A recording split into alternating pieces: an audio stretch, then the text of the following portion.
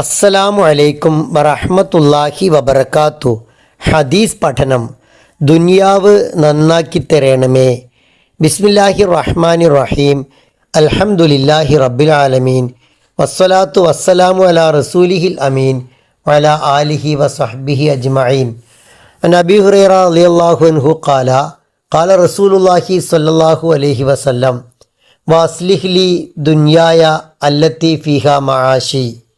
ഇമാം മുസ്ലിം റഹിമഹുള്ള റിപ്പോർട്ട് ചെയ്യുന്നു, റസൂലുള്ളാഹി സ്വല്ലല്ലാഹു അലൈഹി വസല്ലം ഇങ്ങനെ പ്രാർത്ഥിക്കുമായിരുന്നു: വഅസ്ലിഹ്ലി, അള്ളാഹുവെ നീ എനിക്ക് നന്നാക്കി തരണമേ, ദുനിയായ എൻ്റെ ഭൗതിക ജീവിതത്തെ, അല്ലത്തി ഫീഹ മആശി, അതിലാണ് എൻ്റെ ഉപജീവനമുള്ളത്.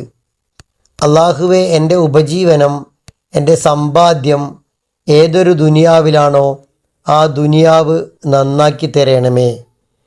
വളരെ അർത്ഥവത്തായ ഒരു പ്രാർത്ഥനയാണ് ഇത്. സ്വർഗത്തിലേക്ക് ഒരു സത്യവിശ്വാസി എത്തുന്നത് ദുനിയാവിലൂടെ ജീവിച്ചുകൊണ്ടാണ്, ദുനിയാവിൽ ചെയ്യുന്ന കർമ്മങ്ങളുടെ ഫലമായാണ്.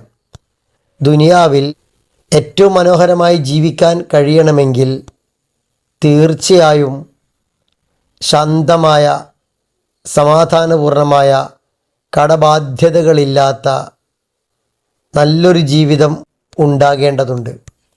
ദുനിയാവിൽ നല്ല അവസ്ഥ ഉണ്ടാവുക എന്നത് ഇസ്ലാം ലക്ഷ്യം വെക്കുന്ന ഒന്നാണ്.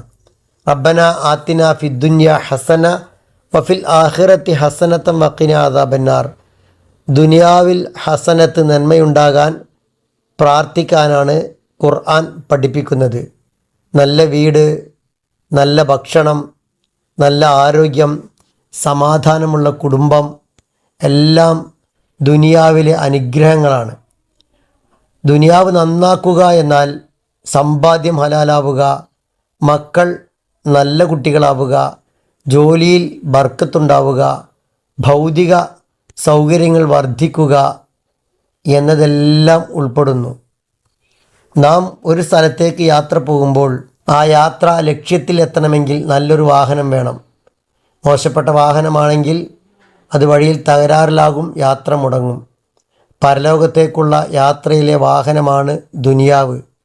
വാഹനം മോശമായാൽ ദാരിദ്ര്യവും കടബാധ്യതയും മറ്റു പ്രയാസങ്ങളുമെല്ലാം വന്നു ചേർന്നാൽ അത് ഇബാദത്തുകളെ പോലും ബാധിക്കും എന്ന് നമുക്കെല്ലാം അറിയാം. ഭക്ഷണം കഴിക്കാൻ വകയില്ലാത്തവന്, വലിയ പ്രയാസങ്ങളിൽ ബുദ്ധിമുട്ടുന്നവന് മനസ്സാന്നിധ്യത്തോടെ ആരാധനകൾ നിർവഹിക്കുക പ്രയാസമായിരിക്കും. കടലിലെ വെള്ളം കപ്പലിന് പുറത്താണെങ്കിലും ആ വെള്ളത്തിലൂടെയാണ് കപ്പൽ ഒഴുകേണ്ടത്. എന്നാൽ വെള്ളം ഒരിക്കലും കപ്പലിൻ്റെ ഉള്ളിൽ കയറാൻ പാടില്ല, എങ്കിൽ കപ്പൽ മുങ്ങും. ഇതുപോലെയാണ് ദുനിയാവ്. ദുനിയാവിലൂടെയാണ് നാം ജീവിക്കേണ്ടത്. പക്ഷേ ദുനിയാവ് നമ്മുടെ ഉള്ളിൽ കയറാൻ പാടില്ല, അത് നമ്മെ നശിപ്പിക്കും.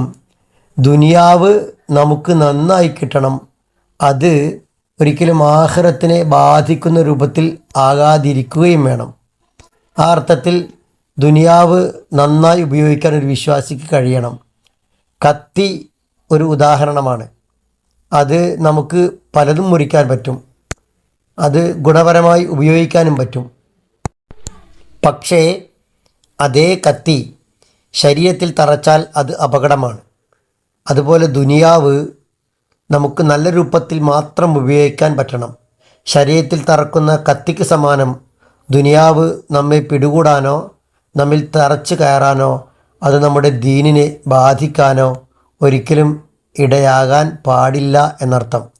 ഭൗതിക ജീവിതം നന്നാക്കുക എന്നതിന് ഇബാദത്തുകൾക്ക് തടസ്സമാകാത്ത രൂപത്തിൽ ഐശ്വര്യമുള്ളൊരു ജീവിതം ഉണ്ടാവുക, എല്ലാ അർത്ഥത്തിലും ബർക്കത്തുണ്ടാവുക എന്നുകൂടി അർത്ഥമുണ്ട്.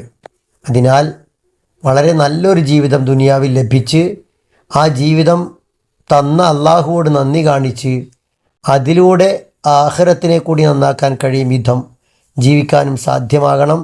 വഅസ്ലിഹ്ലി ദുനിയായ അല്ലത്തി ഫീഹ മആശി, എൻ്റെ ഉപജീവനം ഏതൊരു ദുനിയാവിലാണോ ആ ദുനിയാവ് ആഖിറത്തിന് ഗുണപ്പെടും വിധം നന്നാക്കണം. അള്ളാഹുവോട് നിരന്തരം പ്രാർത്ഥിക്കണം. അള്ളാഹു അനുഗ്രഹിക്കുമാറാവട്ടെ.